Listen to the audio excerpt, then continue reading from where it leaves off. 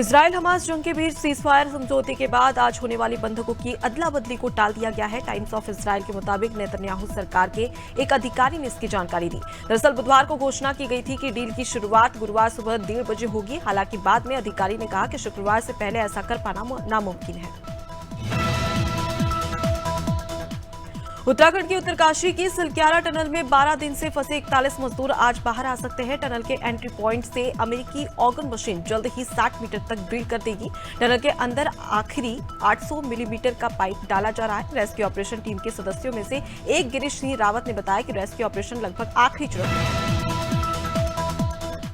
शिवराज सिंह चौहान ने जयपुर में BJP media centre में प्रेस को संबोधित किया। उन्होंने वर्ल्ड कप फाइनल में भारत की हार को लेकर राहुल गांधी द्वारा पीएम मोदी पर की गई पनौती की टिप्पणी को लेकर कहा कि राहुल गांधी कांग्रेस को समाप्त करने की दिशा में लगातार काम कर रहे हैं। पीएम मोदी को लेकर की गई टिप्पणी दुर्भाग्यपूर्ण है। इसके अलावा उन्होंने प्रियंका गांधी को भी आड़े हाथों लिया। बीजेपी के प्रतिनिधिमंडल ने निर्वाचन आयोग में राहुल गांधी के बयान पर शिकायत की है। इस मौके पर राधा मोहन अग्रवाल, राष्ट्रीय महामंत्री समेत वरिष्ठ नेता मौजूद रहे।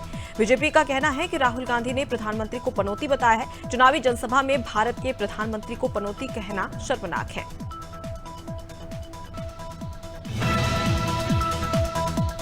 धौलपुर के मनिया में कांग्रेस नेता राहुल गांधी ने एक जनसभा को संबोधित किया। इस दौरान उन्होंने अडानी को लेकर पीएम मोदी और अमित शाह पर जमकर निशाना साधा। उन्होंने कहा कि पीएम मोदी और गृह मंत्री अमित शाह के साथ अडानी भारत के लोगों को जेब काटने में लगे हुए। इस दौरान राहुल गांधी ने केंद्र में कांग्रेस की सरकार आने पर पूरे देश में जातिगत जनगणना कराने की घोषणा की।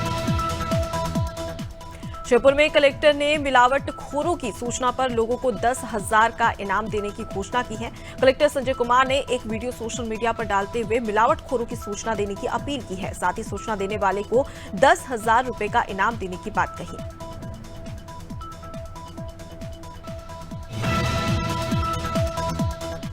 मध्य प्रदेश में 3 दिसंबर को वोटों की गिनती होनी है। सभी राजनीतिक दल काउंटिंग के लिए अपनी अपनी तैयारी में जुट गए हैं। पीसीसी चीफ कमलनाथ ने कांग्रेस के सभी 230 उम्मीदवारों को भोपाल बुलाया है। 26 नवंबर को राजधानी भोपाल में सभी प्रत्याशियों को मतगणना को लेकर विशेष ट्रेनिंग दी जाएगी। तो वहीं बीजेपी भी अपनी काउंटिंग और लीगल टीम की तैनाती में जुटी हुई है।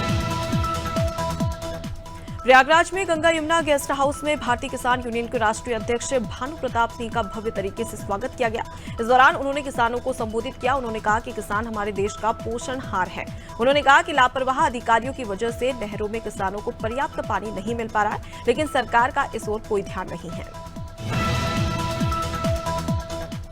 इंदौर जिले में इन दिनों खाद की किल्लत देखी जा रही है। वहीं खाद के लिए किसान परेशान नजर आ रहे हैं। हालत यह है कि सोसाइटी से खाद नहीं मिलने पर इंदौर की समिति के चक्कर काटना पड़ रहा है। बावजूद उसके उन्हें खाद नसीब नहीं हो रही है। मंडी समिति में नाराज किसान हंगामा मचा रहे हैं। साथ ही खाद की कालाबाजारी के भी आरोप लगाए जा रहे हैं।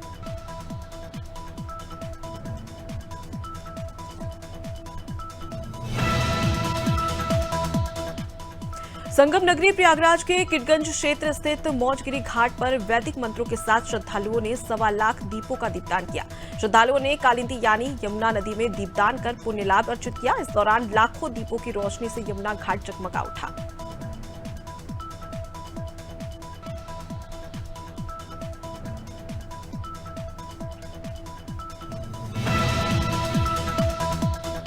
कर्णप्रयाग में श्री लक्ष्मीनारायण भगवान को 56 भोग समर्पित किए गए। डिमरी पुजारियों के मूल गांव डिम्बर में अविमुक्तेश्वरानंद सरस्वती महाराज के प्रतिनिधि के रूप में उनके शिष्य मुकुदानंद महाब्रह्मचारी अपने सहयोगियों संग उपस्थित रहे। परंपरा अनुसार सभी सनातन धर्मावलंबियों ने श्री राधा नारायण और साथ ही भगवान के 56 भोग का प्रसाद भी चखा।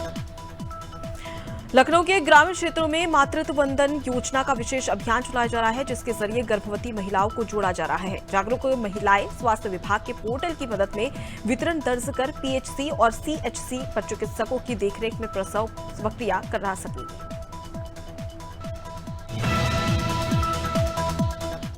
इंदौर लोकायुक्त टीम ने बड़ी कार्रवाई की है। टीम ने झिरनिया सामुदायिक स्वास्थ्य केंद्र पर पदस्थ लेखपाल आनंद कनेल को गिरफ्तार कर लिया है। आरोपी ने सामुदायिक स्वास्थ्य केंद्र बड़ी में पदस्थ निकेश कनाडा से रिश्वत मांगी थी। जानकारी के मुताबिक वेतन निकलवाने की एवज में 56,000 रुपए की रिश्वत मांगी गई थी, जिसे रंगे हाथों गिरफ्तार कर लिया गया है।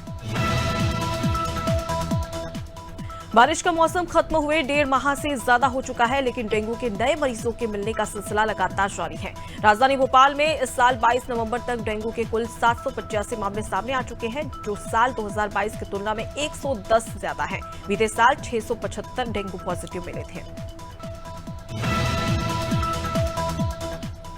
नवंबर के 22 दिन बीत चुके हैं, लेकिन इस बार भोपाल में एक भी बार रात का तापमान 12 डिग्री सेल्सियस से नीचे नहीं आ सका। पिछले करीब 10 दिन से रात का तापमान 15 से 16 डिग्री से ज्यादा है। दिन में भी लगातार धुंध छा रही है। तापमान सामान्य से कम नहीं हो रहा।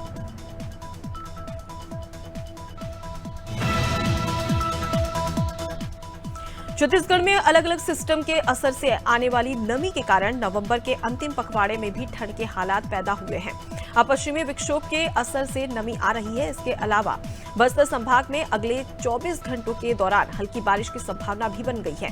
यही नहीं, नमी बढ़ने से प्रदेश के बड़े हिस्से में रात की ठंड गायब हो गई है। नवंबर माह में अभी भी तापमान में उतार चढ़ाव जारी है। 2 दिन पहले दिन और रात का तापमान 1 डिग्री सेल्सियस नीचे आ गया था, लेकिन 24 घंटे में फिर 1 डिग्री बढ़ गया है। आज दोपहर बाद बादल छाने के आसार हैं और संभाग में कहीं कहीं बूंदाबांदी भी हो सकती है।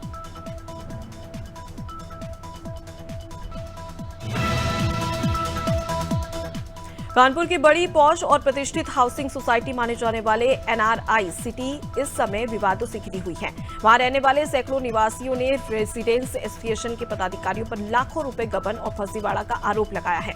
कोर्ट ने इस मामले में मुकदमा दर्ज करने के आदेश दिए हैं। एनआरआई सिटी निवासियों के अनुसार 2021 में एसोसिएशन का चुनाव हुआ था। उसके बाद से ना तो कोई चुनाव हुआ और ना ही पैसों का हिसाब किताब किया। ग्वालियर पुलिस ने कार से लूट करने वाले 3 बदमाशों को गिरफ्तार किया है। घटना बिजौली थाना क्षेत्र के बिरजा की है, जहां बदमाशों ने बंदूक की नोक पर बाइक सवार दंपति को बंदूक से फायर कर रोक दिया और सोने के जेवरात और साथ ही लूट कर फरार हो गए। पुलिस ने लूटे गए जेवर नकदी बरामद कर वारदात में उपयोग एक कट्टा और कार भी जब्त कर ली है।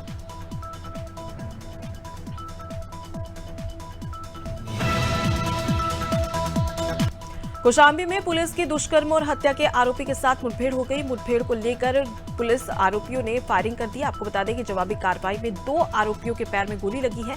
पुलिस ने 2 घायल आरोपियों समेत 3 लोगों को गिरफ्तार कर लिया है। पूरा मामला महेवा घाट थाना क्षेत्र के डेढ़ा गांव का बताया जा रहा है।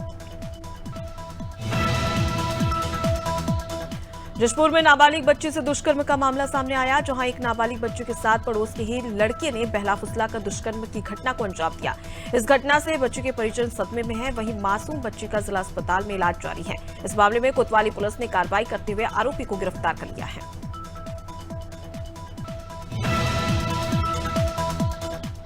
देवास के खातेगांव के पास एक तेज रफ्तार यात्री बस अनियंत्रित होकर पलट गई। इस हादसे में एक 2.5 साल के बच्चे की मौत हो गई है, जबकि करीब 15 यात्री घायल हुए हैं। घायलों को खातेगांव के सरकारी अस्पताल में भर्ती कराया गया। बताया जा रहा है कि बस हरदा से इंदौर की ओर जा रही थी, तभी यह हादसा हो गया।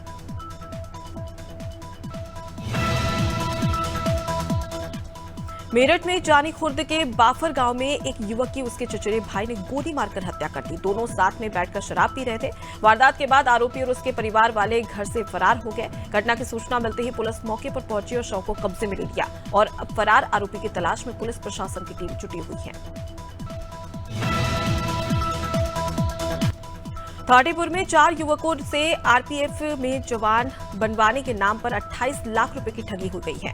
आरोपियों में सिविल अस्पताल की एक महिला नर्स भी शामिल है। ये पूरा लेनदेन उसके थाटीपुर स्थित सरकारी आवास पर हुआ। आरोपियों ने चारों युवकों से 7-7 लाख रुपए लिए थे। पुलिस ने शिवम रावत की शिकायत पर महिला नर्स चंद्रकला के खिलाफ शिकायत दर्ज कर ली है। बरेली में तेज रफ्तार का कहर देखने को मिला। देर रात 2 कार आपस में भिड़ंत हो गई, जहां हादसे में एक की मौत हो गई है तो 3 लोग घायल हो गए हैं। घटना बादरी थाना क्षेत्र की बताई जा रही है। जानकारी के मुताबिक रिटायर्ड दरोगा का बेटा दारू पीकर स्कॉर्पियो चला रहा था और इस दौरान यह हादसा हुआ।